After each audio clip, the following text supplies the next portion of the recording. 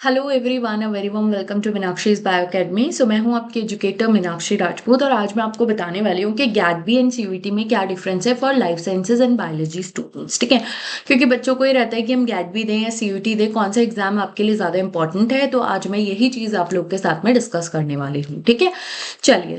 ये मेरी कुछ क्वालिफिकेशंस है। यहाँ पे हम देखते हैं सबसे पहले आपका एग्जाम गैट-बी। गैट-बी क्या है? Graduate aptitude test for the biotechnology. ठीक है, तो ये जो एग्जाम होता है बेसिकली कई बच्चों को लगता है कि क्या मैम इसके अंदर हमें सिर्फ बायोटेक्नोलॉजी के अंदर एडमिशन मिलेगा। देखो बच्चों, ये एग्जाम होता तो मेनली बायोटेक्नोलॉजी के लिए ही है। ठीक है, बट फिर भी इसके अंदर और भी कुछ सब्जेक्ट्स होते हैं, मैं आपको उसके बारे में बताती हूँ। देखो, ये एग्जाम जो है वो कंडक्ट करवाता है एनटीए। ठीक है, एग्जाम कंडक्ट करवाने तक की जिम्मेदारी होती है एनटीए की। उसके बाद कौन सी यूनिवर्सिटी में आपको एडमिशन मिलेगा उसकी कोई जिम्मेदारी एनटीए की नहीं होती है। ठीक है, आपने यहाँ पे जो है सब्जेक्ट, आपके कौन कौन से सब्जेक्ट में यहाँ पे एडमिशन मिलेगा? MSc biotechnology and allied areas. अभी अलाइड एरियाज आपको बताऊंगी क्या है। MSc agricultural biotechnology, MTech in veterinary sciences programmes में आपको इस एग्जाम के थ्रू एडमिशन मिलता है। ओके, और यहाँ पे साथ ही साथ ना बच्चों, एक जो इसका मतलब हाईलाइट है, एक इस एग्जाम का सबसे ज्यादा इंपॉर्टेंट पॉइंट जो है वो है स्टाइपेंड। मतलब कि अगर आप एमएससी बायोटेक्नोलॉजी में एडमिशन लेते हैं थ्रू गैट बी, तो आपको 5000 पर मंथ का एक स्टाइपेंड मिलता है, अमाउंट मिलता है, लाइक फेलोशिप होती है उसी तरीके से। ठीक है, एंड एमएससी एग्रीकल्चरल बायोटेक्नोलॉजी में अगर आप एडमिशन लेते हो वाया गैट बी, आपको गैट बी के थ्रू एडमिशन मिलना चाहिए, तो आपको मिलेगा 7500 per month, and MTech and veterinary sciences में 12000 पर मंथ का स्टाइपेंड। ओके, एग्जाम जो होता है आपका वो 180 मिनट, मतलब कि 3 आवर्स का ये टोटल आपका एग्जाम होता है। ठीक है, और आपका जो एग्जाम होगा वो कंप्यूटर बेस्ड टेस्ट ही होता है, ऑनलाइन ही होता है। टोटल सीट्स जो गैट-बी में है for all of these 3 courses, ये तीनों ही कोर्सेज में एडमिशन लेने के लिए जो टोटल सीट्स ऑफर हो रही हैं इस बार 2025 में, दैट इज 1331, जो कि काफी ज्यादा सीट्स है। मतलब कि आपके चांसेस यहाँ पे गैट-बी के थ्रू टॉप इंस्टीट्यूट मिलने के चांसेस जो है वो बहुत ज्यादा हाई है।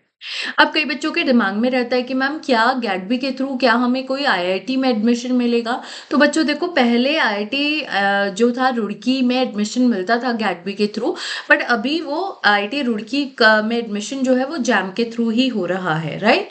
तो यहाँ पे सिर्फ आईआईटी इंदौर की कुछ सीट्स है, 10 सीट्स आई थिंक होती हैं गैट-बी के थ्रू आपको, जिसमें आप एमएससी बायोटेक्नोलॉजी में एडमिशन ले सकते हो। तो ओनली अभी अगर आपको आईआईटी इंदौर आपकी चॉइस है तो आप आईआईटी इंदौर में गैट-बी के थ्रू भी आपको एडमिशन मिल जाएगा। तो यस, एडमिशन मिलता है आईआईटी में, but just in IIT Indore में। That is also I think 10 seats ही वहां पे आपको रहती हैं। ओके, एंड बाकी के इसके अलावा जो टॉप सेंट्रल यूनिवर्सिटीज है, लाइक जेएनयू है, डीयू है, एचसीयू है, बीएचयू है, इन सभी के अंदर आपको एडमिशन मिलता है, बट कुछ पर्टिकुलर कोर्सेज के अंदर ही। जैसे और यहाँ पे अगर आप लोग देखोगे, जो अभी मैं अलाइड एरियाज की बात कर रही थी कि और कौन कौन से बायोटेक्नोलॉजी, एमएससी बायोटेक्नोलॉजी एक सब्जेक्ट हो गया, एक कोर्स हो गया बेसिकली, जिसके अंदर आपको एडमिशन मिलेगा, है ना। उसके अलावा अलाइड एरियाज क्या हो गए, जैसे कि अब यहाँ पे मैं बात करूँ तो बीएचयू की, तो बीएचयू आपको ऑफर करता है MSc molecular and human genetics, है ना। उसके अलावा MSc bioinformatics, MSc medical biotechnology, marine biotechnology, computational and integrative sciences, animal biotechnology, MSc in molecular biology and biotechnology, MSc life sciences with specialisation in microbial biotechnology, MSc industrial biotechnology and MSc plant molecular biology and biotechnology. तो ये कुछ allied areas है जिसकी अभी मैं बात कर रही थी, जिनमें एडमिशन मिलता है through the gate-B. And again ये जो है, ऐसा नहीं है कि हर एक इंस्टीट्यूट में इन सभी के अंदर एडमिशन मिलेगा, नहीं। जैसे कि फॉर एग्जाम्पल बीएचयू है, तो बीएचयू आपको molecular and human genetics offer कर रहा है। जेएनयू है, जेएनयू में आपको जो है कॉम्पिटिशनल एंड इंटीग्रेटिव साइंसेस जो है वो मिल रहा है। कुछ इंस्टीट्यूट में आपको एमएससी बायोइन्फॉर्मेटिक्स भी मिलता है, राइट। जब जैसे कि जेएनयू वगैरह हैं, तो मतलब हर एक इंस्टीट्यूट जो है वो अलग अलग उसमें दे रहा है। बहुत मेजरली जो इंस्टीट्यूट्स हैं वो आपको एमएससी बायोटेक्नोलॉजी में एडमिशन दे रहे हैं, बट हो सकता है कि साथ ही में उन्होंने कुछ सीट्स जो है इनमें से किसी कोर्स के लिए भी निकाली हुई है। तो यहाँ पे आपको एडमिशन, अगर आप MSc biotechnology and allied areas में इनमें से किसी भी के कोर्स के अंदर एडमिशन लेते हैं, जो भी पार्टिसिपेटिंग इंस्टीट्यूशंस है उसके अंदर, तो आपको यहाँ पे स्टाइपेंड ऑफ ₹5,000 पर मंथ मिलेगा। ठीक है, अब ये तो एक चीज हो गई है कि अब यहाँ पे जो जितने भी हैं वेटनरी साइंसेज, एग्रीकल्चरल वाले, एमटेक मिला के सारी सीट जो टोटल सीट्स होती है वो होती है 1331। ठीक है, और उसके अंदर जो मेजरली अगर सीट्स देखी जाए तो वो आपका MSc biotechnology and allied areas वाला है।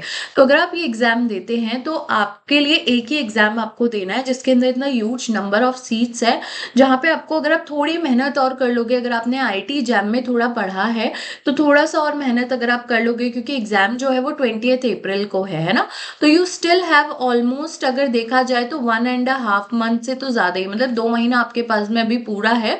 तो आप लोग बहुत अच्छा यहाँ पे स्कोर कर सकते हो और आपको टॉप इंस्टीट्यूट इंडिया का जो है वो मिल सकता है। जेएनयू, बीएचयू, एचसीयू, ये सब टॉप यूनिवर्सिटीज है इंडिया के। तो यहाँ पे भी अगर आपको एडमिशन मिल रहा है तो बहुत ही बड़ी बात है। इवन आईटी इंदौर भी आपको मिल रहा है, तो आपको आपके हाथ में है, अभी भी आपके पास में टाइम भी है, आप आराम से यहाँ पे जो है अच्छा स्कोर कर सकते हैं। ठीक है, वहीं पे आते हैं हम common university entrance test PG, मतलब सीयूईटी पीजी में, जहाँ पे आपको पोस्ट ग्रेजुएट कोर्सेज के अंदर एडमिशन मिलता है। अगेन ये भी यहाँ पे भी जो एग्जाम कंडक्ट करवाता है वो करवाता है एनटीए। यहाँ पे आपके ना बच्चों कुछ सब्जेक्ट्स जो हैं, जैसे कि आपको यहाँ पे कौन कौन से सब्जेक्ट्स में आप इस एग्जाम को दे सकते हो, तो आपके मैं यहाँ पे साइंस वाले और बायोलॉजी वाले ही बात करूंगी। Agricultural sciences, microbiology and applied microbiology, biochemistry, bioinformatics, botany, environmental sciences और studies, food science and technology, forensic science, life science, plant biotechnology and zoology. तो ये कुछ सब्जेक्ट्स है। इसके अलावा केमिस्ट्री, फिजिक्स भी होते हैं, वो मैंने नहीं यहाँ पे ऐड किए, मैंने सिर्फ बायोलॉजी वाले सब्जेक्ट्स की यहाँ पर बात करी है। ठीक है, तो यहाँ पे ये सब्जेक्ट्स है, इसमें आप एडमिशन मतलब ये अगर आप एग्जाम देते हो, ठीक है, आपने एग्जाम दिया, आपने एग्जाम को क्वालिफाई कर लिया है, तो जो भी यूनिवर्सिटी जो है एमएससी जूलॉजी में करा रही है, आपको अपने स्कोर के ऊपर आप वहां पे अप्लाई करोगे पर्टिकुलर यूनिवर्सिटी में, राइट, जो भी सीयूईटी के बेसिस पे सीयूईटी में पार्टिसिपेट कर रहे हैं, सीयूईटी के स्कोर के बेसिस पे एडमिशन दे रहे हैं, जैसे बीएचयू हो गया, जेएनयू हो गया, डीयू हो गया, ये सभी जो टॉप यूनिवर्सिटीज है ना, टॉप सेंट्रल यूनिवर्सिटीज है, ये यहाँ पे एडमिशन देती हैं। बट अगेन यहाँ पे बायोटेक्नोलॉजी में आपको एडमिशन नहीं मिलेगा, एमएससी बायोटेक्नोलॉजी में एडमिशन जो है वो गैडबी के थ्रू मिल रहा है, राइट। तो ये जो अदर सब्जेक्ट्स है जैसे बॉटनी, जूलॉजी है ना, बायोकेमिस्ट्री वगैरह, microbiology, applied microbiology, bioinformatics, right, इन सब्जेक्ट्स में, बायोइन्फॉर्मेटिक्स में गैडबी के थ्रू भी मिलता है। बायोइन्फॉर्मेटिक्स जो है वो गैडबी में भी है, कुछ इंस्टीट्यूट्स है जो कि गैडबी के थ्रू देते हैं, कुछ इंस्टीट्यूट्स है जो कि आपको सीयूईटी के थ्रू भी दे रहे हैं। If you are interested in bioinformatics, आप आराम से एग्जाम जो है वो दे सकते हो। यहाँ पे आपको एक और जो है बेनिफिट मिलता है कि जब आप फॉर्म फिल करते हो तो आप एक साथ कोई भी 2 सब्जेक्ट में ये एग्जाम दे सकते हो। जैसे कि फॉर एग्जाम्पल आपने चूज किया लाइफ साइंसेस और आपका बीएससी जो है वो जूलॉजी में भी है, तो आप जूलॉजी भी देना चाहते हो, तो आप ये दोनों एक साथ डाल सकते हो और कुछ एक्स्ट्रा अमाउंट पे करके आप कोई एक और एग्जाम जो है वो दे सकते हो। मतलब कि दो, आप जो फॉर्म फिल कर रहे हो तो कोई भी आप 2 सब्जेक्ट तो फिल कर ही सकते हो, उसके अलावा अगर आपको एक और सब्जेक्ट में एग्जाम देना है तो आप उस थोड़ा सा एक्स्ट्रा अमाउंट रहता है वो पे करके एक और सब्जेक्ट में एग्जाम जो है वो दे सकते हो। ये भी आपके पास में यहाँ पर बेनिफिट रहता है। ठीक है, तो अब यहाँ पे जो हर एक एग्जाम होता है वो होता है 90 मिनट का, मतलब कि 1.5 आवर का होता है। ठीक है, 90 मिनट्स का पेपर होता है आपका। पेपर बहुत ज्यादा लेंदी नहीं होता है, डायरेक्ट क्वेश्चंस होते हैं, इजी होता है, बट यस आपको जो आपके सब्जेक्ट के नॉलेज है, सब्जेक्ट में से क्वेश्चन आते हैं तो सब्जेक्ट नॉलेज होना जरूरी है। कंप्यूटर बेस्ड टेस्ट होता है, राइट। तो आप यहाँ पे जो भी सब्जेक्ट है, जैसे आप जूलॉजी में एमएससी करना चाहते हैं, तो अब जो पार्टिसिपेटिंग यूनिवर्सिटीज और इंस्टीट्यूट्स होंगे जो कि एमएससी जूलॉजी में एडमिशन दे रहे हैं, उनका एलिजिबिलिटी क्राइटेरिया देखिए और आप वहाँ पे आपका रिजल्ट आने के बाद में, जो सीयूईटीएस का रिजल्ट आने के बाद में आप अप्लाई कर सकते हैं। तो वहाँ पे फिर वो जो इंस्टीट्यूट है लिस्ट निकालेगा स्टूडेंट्स के जो कि सिलेक्ट हुए हैं, एंड अगर आप सिलेक्ट हो गए हैं तो बहुत अच्छी बात है, आप एडमिशन ले सकते हैं। यहाँ पे कोई भी स्टाइपेंड नहीं होगा, देयर इज नो स्टाइपेंड, कोई स्टाइपेंड आपको नहीं मिलेगा जो कि गैडबी में मिलता था। आपको यहाँ पे कोई भी आईआईटी जो है वो यहाँ पे एडमिशन प्रोवाइड नहीं कराती है, राइट। बट जो अदर जो टॉप यूनिवर्सिटीज हैं, बहुत सारी यूनिवर्सिटीज है जो कि सीयूईटी के थ्रू एडमिशन प्रोवाइड कराती है, तो वहाँ पे आपको यहाँ पे एडमिशन उनके मतलब उन यूनिवर्सिटीज में आप एडमिशन जो है वो यहाँ पे ले सकते हो थ्रू सीयूईटी। तो यहाँ पे बहुत सारे सब्जेक्ट्स है, जैसे कि अभी हमने देखा था गैडबी में देयर आर लिमिटेड सब्जेक्ट, क्योंकि वो एग्जाम है ही बायोटेक्नोलॉजी के लिए। बट यहाँ पे आप इन सभी सब्जेक्ट में से जिसमें भी आप इंटरेस्टेड हैं आप एग्जाम दे सकते हैं। एंड अगेन जब आप एलिजिबिलिटी क्राइटेरिया कब यहाँ पे ज़्यादा इंपॉर्टेंट रोल प्ले करता है, जब आप जैसे कि for example now you are applying in BHU, आप BHU में अप्लाई करना चाह रहे हो थ्रू CUET, आपका रिजल्ट आ गया, तो अब आपको BHU का जो एलिजिबिलिटी क्राइटेरिया है ना वो आपको देखना पड़ेगा। अगर वो एलिजिबिलिटी क्राइटेरिया फुलफिल हो रहा है तब आप इजीली अप्लाई कर सकते हो ना, आपका जो है लिस्ट में नाम भी इजीली आ जाएगा।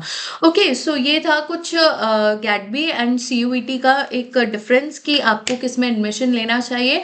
अब यहाँ पे आपको ये देखना है कि आपको बायोटेक्नोलॉजी के फील्ड में जाना है या आपको अदर सब्जेक्ट जैसे कोर सब्जेक्ट है biochemistry, bio, bio botany, life science, इसमें अगर आपको एडमिशन लेना है तो आपको CUET देना है। अब आपको आपके यहाँ पे मेन है आपकी प्रेफरेंस कि आपको कौन से सब्जेक्ट में मास्टर्स करनी है। अगर आपको बायोटेक्नोलॉजी के फील्ड में जाना है तो आप गैटबी दो।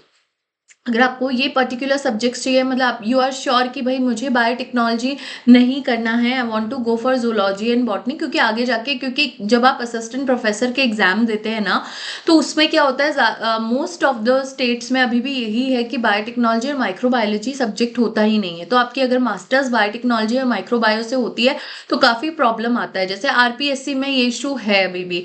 लास्ट टाइम जब हुआ था तो माइक्रोबायो वालों को बॉटनी के साथ में डाल दिया था, उनको बॉटनी वाला पेपर देना पड़ रहा था। अब ऑब्वियसली कोई बच्चा अगर मास्टर्स माइक्रोबायो से कर आया है तो वो बॉटनी के में एग्जाम कैसे दे सकता है, उसको बॉटनी का एकदम कोर बॉटनी वापस से पढ़ना पड़ेगा, जो कि काफी मुश्किल हो जाता है।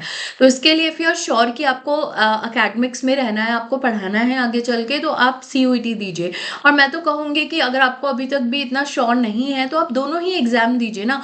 ये एग्जाम वैसे भी आपका मार्च में 13 मार्च से 31 मार्च के बीच में आपके CUET के एग्जाम होंगे कंडक्ट, अलग अलग सब्जेक्ट्स के अलग अलग दिन में अलग अलग शिफ्ट्स में होंगे, राइट। और आपका गैटबी जो है वो तो 20 अप्रैल को है, काफी बाद में है। तो आप दोनों ही एग्जाम को दीजिए अच्छे से प्रिपेयर करके।